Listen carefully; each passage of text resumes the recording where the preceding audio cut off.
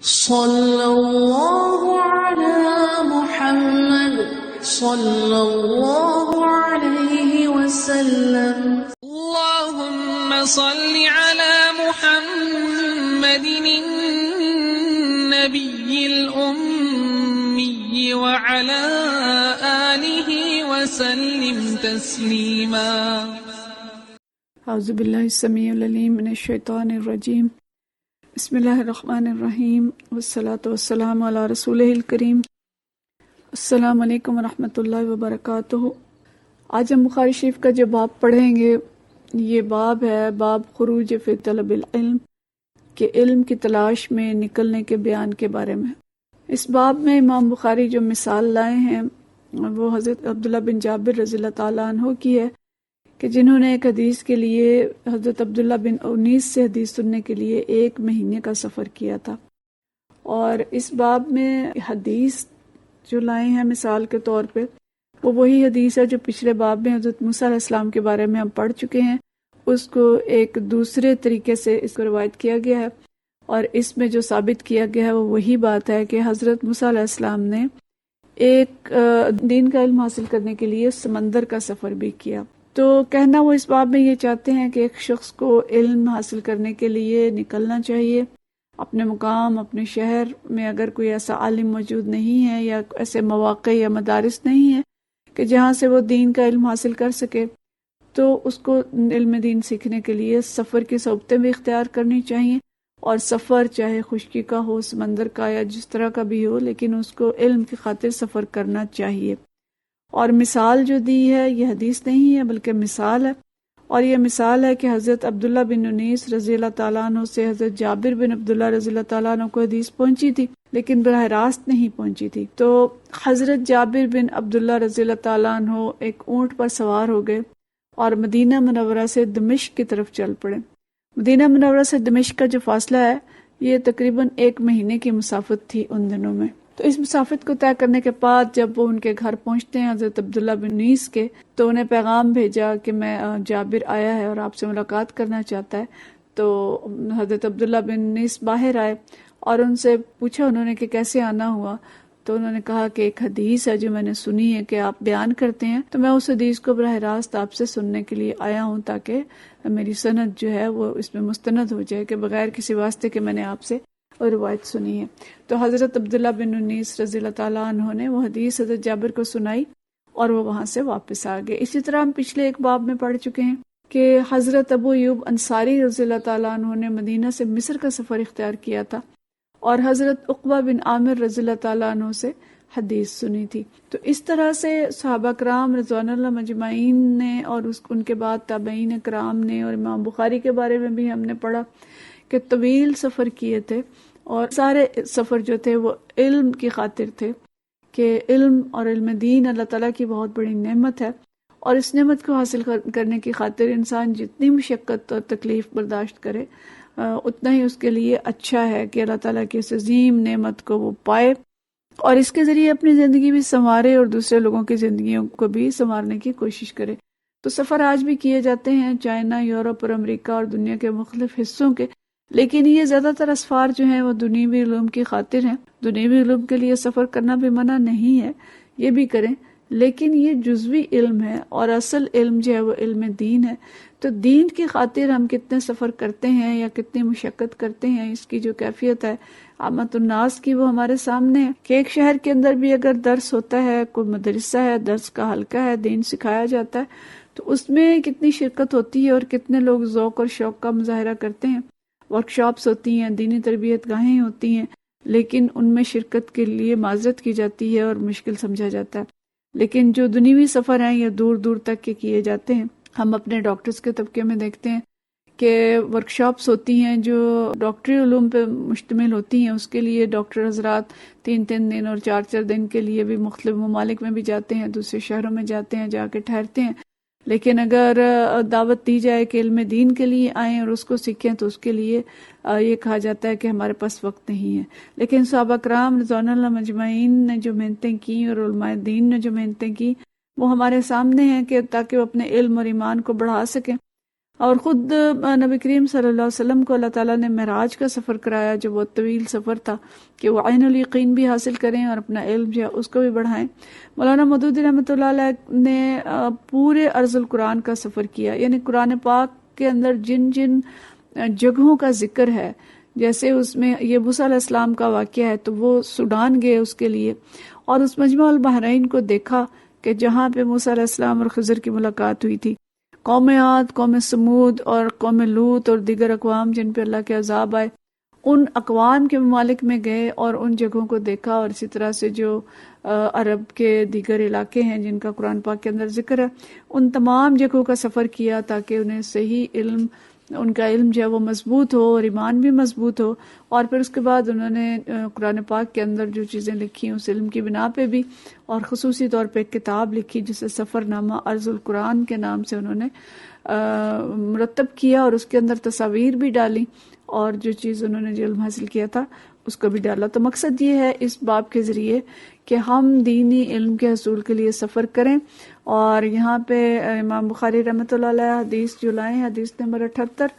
اس کو ہم آج نہیں دہرائیں گے، یہ بالکل بہینہ ہی وہی حدیث ہے جو ہم نے پچھلے سبق میں پڑھی ہے، لیکن یہاں پہ اس کو وہ جو لا رہے ہیں اس سفر کے بارے میں لا رہے ہیں۔ اور پچھلی دفعہ انہوں نے جو عنوان سے لائی تھی وہ یہ تھی کہ علم دین حاصل کرنا چاہیے، اس کے لیے یعنی اپنے سے بڑے عالم جو بھی ملیں ان کے پاس جا کے دین سیکھنا چاہیے۔ اس کے بعد جو اگلا باب ہے، یہ باب ہے علم کی اور شخص کی فضیلت کے بارے میں جو خود علم حاصل کرتا ہے اور دوسروں کو بھی تعلیم دیتا ہے۔ باب فضل من علم و علم، من علم و علم، اس شخص کے بارے میں جو دین سیکھتا ہے اور سکھاتا ہے۔ تو اس باب میں ایک تمثیل کے ذریعے نبی کریم صلی اللہ علیہ وسلم نے اس شخص کی فضیلت بتائی ہے جو خود بھی علم حاصل کرتا ہے اور دوسروں کو بھی تعلیم دیتا ہے، اور اس کے تعلیم و تعلم کا سلسلہ جو ہے اس کی فضیلت بھی بیان کی ہے۔ تو اس میں جو حدیث ہے اس کو ہم دیکھتے ہیں، اس میں حدیث نمبر 79 ہے، 79 جو آج ہم پڑھیں گے، اور یہ حدیث حضرت ابی موسیٰ رضی اللہ تعالیٰ عنہ سے روایت ہے جو نبی کریم صلی اللہ علیہ وسلم سے بیان کرتے ہیں۔ وہ فرماتے ہیں قال رسول اللہ صلی اللہ علیہ وسلم مثل ما بعثنی اللہ من الہدی والعلم کمثل الغیث الکثیر، کہ میں جس علم اور ہدایت کے ساتھ بھیجا گیا ہوں، یعنی اس میں علم دین اور وہی مراد ہے، تو اس کی مثال بہت زیادہ بارش کی سی ہے۔ اور بارش کیسی ہے کہ جو ظاہر ہے بہت زیادہ بارش جب ہوتی ہے تو کثرت سے بارش برستی ہے اور ہر طرح کی زمین پہ برستی ہے، اس میں یہ تخصیص نہیں ہوتی کہ ایک چھوٹے سے علاقے میں برسے اور ایک اچھی زمین پہ برس جائے اور خراب زمین پہ نہ برسے، بلکہ یہ جو غیث الکثیر ہے، کثیر بارش ہے، ہر جگہ پہ برستی ہے، اور اس کی وجہ سے زمین کے اندر رویدگی کے آثار پیدا ہوتے ہیں۔ تو ہم دیکھتے ہیں بہت سے ندی نالے ہیں جو زمین اس پانی کو لے کے بہتے ہیں، عمدہ اور زرخیز زمین پہ بھی ہوتی ہے، چٹیل زمین اور پہاڑ پہ بھی برستی ہے، تو مختلف قسم کی زمینوں پہ یہ بارش برستی ہے۔ اور نبی کریم صلی اللہ علیہ وسلم فرماتے ہیں فَكَانَ مِنْهَا نَقِيَّةٌ، تو ان زمینوں سے بعض زمینیں پاک صاف ہوتی ہیں، پاک صاف سے یہ مراد یہ ہے کہ اچھی زمین ہوتی ہیں، اور یہ زرخیز زمینیں ہوتی ہیں، ان کے اندر فصل کو اگانے کی صلاحیت ہوتی ہے۔ تو یہ زمین کیا کرتی ہے؟ قبلت الماء، یہ پانی کو قبول کرتی ہے۔ فَأَنبَتَتِ الْقَلَاءَ وَالْعُشْبَ وَالْقَصِيرَ، اور اس زمین سے گھاس اور بہت زیادہ سبزیاں اور مختلف قسم کی فصلیں وغیرہ اگتی ہیں، یعنی گھاس اور سبزیاں اور پھل، سب چیزوں کا یہاں پہ ذکر کیا گیا۔ تو گھاس پیدا ہوتا ہے جو حیوانات کے کام آتا ہے، اور غلے اور ترکاریاں اور پھل پھول پیدا ہوتے ہیں جو انسانوں کے کام آتے ہیں۔ تو مطلب یہ کہ اچھی زمین ہوتی ہے، یہ پانی کو جذب کرتی ہے، اور اس کے ذریعے سے سبزیاں پھل پھول پیدا ہوتے ہیں جن سے جانور اور انسان دونوں فائدہ اٹھاتے ہیں۔ وَكَانَتْ مِنْهَا أَجَادِبُ، اور ان میں سے کچھ زمینیں ایسی ہیں جو چٹیل ہوتی ہیں۔ تو چٹیل زمین کیا کرتی ہے کہ وہ بارش کو جذب نہیں کرتی، اور یہ اپنے اندر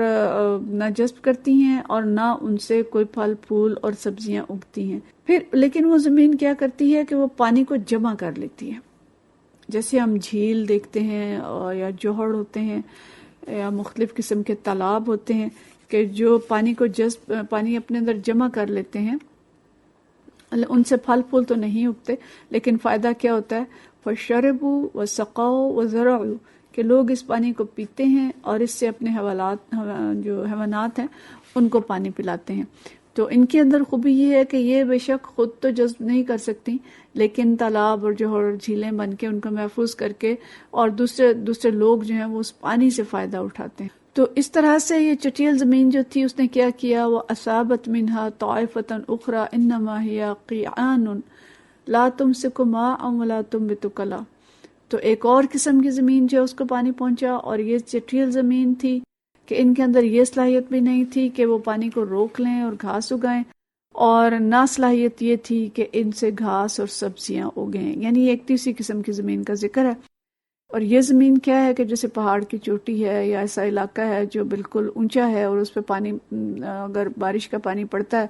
تو وہ پانی بہہ جاتا ہے اور وہاں رکتا بھی نہیں، یا پھر وہ زمین جو ہے وہ سیم زدہ اور تھور زدہ زمین ہے کہ اس کے اندر نہ تو پانی کو جذب کرنے کی صلاحیت ہے اور نہ ہی پانی کو جمع کرنے کی صلاحیت ہے۔ تو یہ تین مثالیں نبی کریم صلی اللہ علیہ وسلم نے تین قسم کی زمینوں کی دیں، کہ ایک وہ زمین جو جذب کرتی ہے پانی کو، اور دوسری زمین جو پانی جمع کر لیتی ہے، اور تیسری جس کے اندر یہ دونوں ہی صلاحیتیں نہیں ہیں، نہ تو جذب کرتی ہے اور نہ جمع کرتی ہے۔ تو اس مثال کے ذریعے آپ صلی اللہ علیہ وسلم نے یہ سمجھایا وَذَلِكَ مَثَلُ مَنْ فَقِهَ فِي الدِّينِ اللَّهِ، جو پہلی زمین تھی اس کی مثال دی کہ پس یہ شخص کی مثال ہے جس نے اللہ تعالیٰ کے دین میں تفقہ حاصل کیا اور بصیرت حاصل کی، وَنَفَعَهُ مَا بَعَثَنِي اللَّهُ بِهِ، کہ اور اس نے جو کچھ کہ میں لے کے آیا، جو کچھ کہ مجھے دے کے بھیجا گیا، دین کا علم بھیجا گیا، اس سے فائدہ اٹھایا۔ وَعَلِمَ وَعَلَّمَ، اور اس نے خود بھی اللہ کا دین سیکھ لیا اور دوسروں کو بھی سکھا دیا۔ تو یہ بہترین لوگ ہیں کہ جیسے اچھی زمین ہوتی ہے، اسی طرح سے یہ لوگ بھی دین کو جذب کرتے ہیں، دین سیکھتے ہیں، اس میں فقاہت حاصل کرتے ہیں اور اس دین پہ خود بھی عمل کرتے ہیں، بہترین انسان بنتے ہیں، اور پھر وہ دین دوسروں کو بھی سکھاتے ہیں۔ اور پھر اس کے بعد دوسری شخص کی مثال دی، وَمَثَلُ مَن لَّمْ يَرْفَعْ بِذَلِكَ رَأْسَهُ، اور اس شخص کی حالت کہ جس نے میری وحی اور میرے دین اور میرے پیغام کے لیے اپنا سر نہ اٹھایا، یعنی پوری طرح سے دین کی طرف متوجہ نہ ہوا، دیکھیں سر نہ اٹھایا یعنی غفلت میں پڑا رہا، توجہ نہ کی۔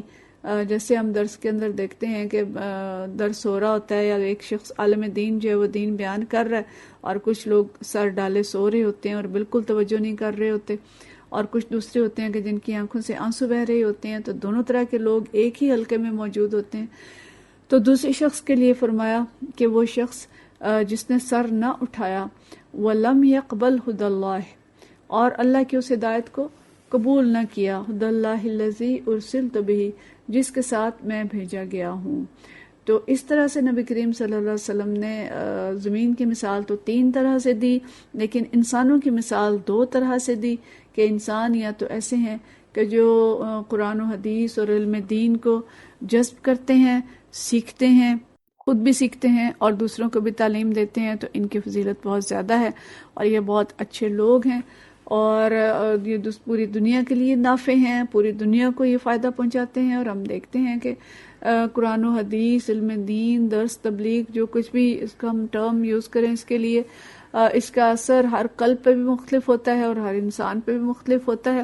اور یہی وہ علم دین تھا جس کو سیکھا صحابہ کرام رضوان اللہ مجمعین نے، اور ان میں سے بعض لوگ جو تھے وہ تو ایک یعنی عام شخص یا ایک بہت اونچے درجے پہ نہ پہنچ سکے، اور بعض لوگ جو تھے وہ بہت اونچے درجے پہ پہنچے، جیسے ہم حضرت عبداللہ بن عباس رضی اللہ تعالیٰ عنہ کے بارے میں پڑھتے ہیں، عبداللہ بن عمر کے بارے میں پڑھتے ہیں، یہ اور اس طرح کے دوسرے صحاب جو تھے، یہ علماء دین بنے، مفسرین بنے، اور انہوں نے جو کتابیں لکھی اور انہوں نے جو آگے اپنے شاگرد تیار کیے، اور ان کے بہت بڑے بڑے علم کے حلقے تھے جہاں سے لوگوں نے دین سیکھا، اور وہ آج تک دین اور تفاسیر اور ان کے علوم جو ہیں وہ ہم تک پہنچ رہے ہیں۔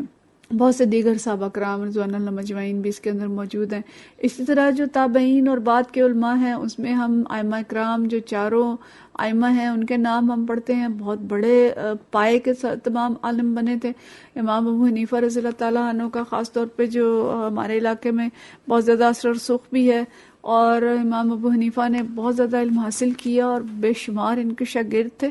اور ان سے کسی نے پوچھا کہ آپ جس علمی مقام پر پہنچ چکے ہیں اس پر آپ کیسے پہنچے، آپ نے کون سی تدبیر اختیار کی کہ جس نتیجے میں آپ یہاں تک پہنچے؟ تو انہوں نے جو جواب دیا کہ میں نے تعلیم کے سلسلے میں کسی قسم کا کوئی بخل نہیں کیا. جو شخص میرے پاس آیا میں نے اسے تعلیم دی اور میں نے اپنا علم دوسروں تک پہنچایا، اور میں نے علم حاصل کرنے میں بھی کوئی یعنی شرم نہیں محسوس کی، اور علم سیکھنے میں بھی میں نے کوئی اپنے اندر جھجک محسوس نہیں کی، اور مرتے دم تک میں نے علم حاصل کیا اور میں نے کوشش کی کہ زیادہ سے زیادہ لوگوں تک معلومات حاصل کروں اور لوگوں کو علم دوں. اسی طرح سے ہم امام بخاری رحمۃ اللہ علیہ کا بھی دیکھ رہے ہیں، اور جو دوسرے محدثین کرام ہیں اس کے اندر جو روایات ہم پڑھتے ہیں کہ فلاں بن فلاں اور فلاں سے فلاں نے سیکھا، یہ بڑے بڑے محدثین ہیں. اور ان میں سے جب ایک ایک کا ذکر ہم پڑھتے ہیں تو اس پہ کتابوں کی کتابیں لکھی گئی ہیں، اتنے بڑے بڑے یہ علماء تھے. تو ہم سب کو سوچنا ہے کہ ہمارا شمار کس میں ہے، ہم دین سیکھنے کے لیے کتنی کوشش کرتے ہیں، اور ہمارا دل جو ہے زرخیز زمین کی طرح ہے یا چٹیل پہاڑ کی طرح ہے، اور ہم اس ضمن میں کوشش کتنی کرتے ہیں. دیکھیں دنیاوی علوم کے لیے بہت کوشش ہو رہی ہے آج کل، اور لوگ بہت دور دور تک جا کے اور بہت پیسے لگا کے، لاکھوں ڈالر لگا کے، اور ڈاکٹر انجینئر یا پی ایچ ڈیز کرتے ہیں اور بڑے بڑے علوم جو وہ حاصل کرتے ہیں. اچھی بات ہے، یہ بھی کرنے چاہیے اور اس کے ذریعے دنیا کو فائدہ پہنچانا چاہیے، لیکن یہ علوم اگر ان کے ساتھ علم دین نہیں ہے تو گویا کچھ بھی نہیں ہے. ہمیں تو یہ بھی نہ پھر سمجھ آئی کہ ہم کون تھے، کہاں سے آئے تھے اور کہاں جانا تھا اور دنیا میں آنے کا مقصد کیا تھا. تو اس لیے علم دین کے لیے کوشش کرنا، علم دین سیکھنا، علم دین سکھانا، تاکہ انسانیت اگر دنیوی لحاظ سے فائدے اٹھاتی ہے اس کے پیٹ کے لیے بہت بڑا بندوبست ہوتا ہے، اور وہ پیٹ کی آگ بجھانے کے لیے ڈاکٹر انجینئر بنتی ہے اور ٹیکنالوجی سیکھتی ہے اور دوسری چیزیں سیکھتی ہے. تو علم دین کے لیے بھی سیکھنا چاہیے تاکہ لوگوں کو دوزخ کی آگ سے بچایا جا سکے اور دنیا کو فساد سے بچایا جا سکے. تو اللہ تعالیٰ ہم سب کو علم دین سیکھنے کی توفیق عطا فرمائے اور اپنے نیک اور پیارے بندوں میں شامل فرمائے، اور اس زمین کی طرف بنائے جو کہ جذب سے کرتی ہے اور پھر پیداوار دیتی ہے. وآخر دعوانا ان الحمدللہ رب العالمین. صلی اللہ علی محمد صلی اللہ علیہ وسلم.